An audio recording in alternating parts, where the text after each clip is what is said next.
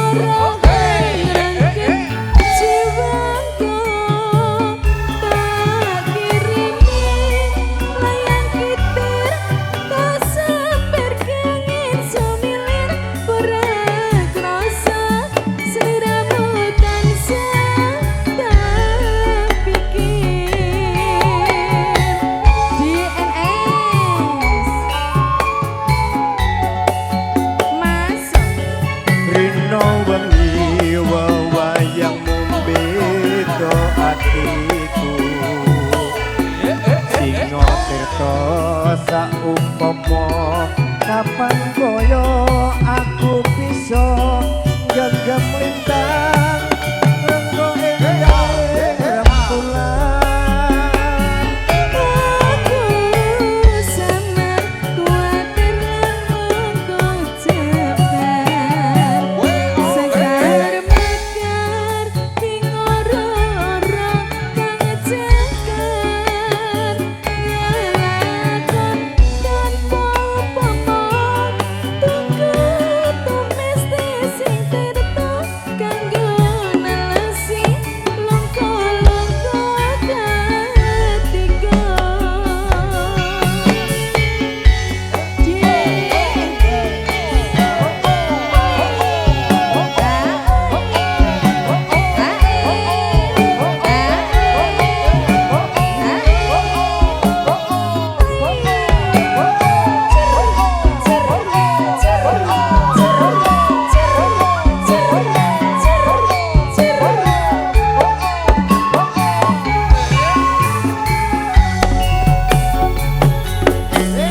Angenku ambara anebus mega hitung lintang sesul padang rembulan tak goleki ana ngendi si pancerina tak titipi kidung teget deting Lalungitan lunglungan kang rerembetan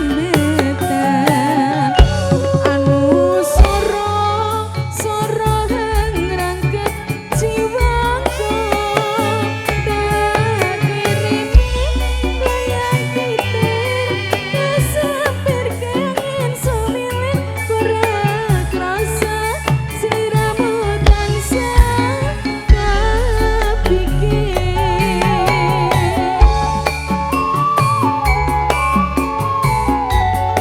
Mangga Rino wengi wewayangmu beda atiku Singa tirta saumpama kapan koyo aku bisa genggam lintang renggo ing bulan.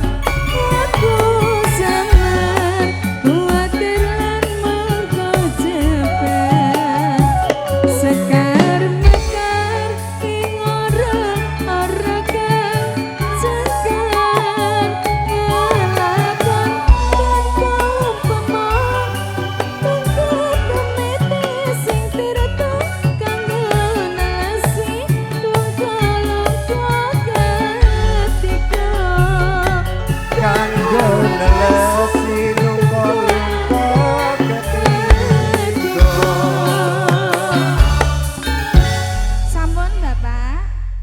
Matur suwun.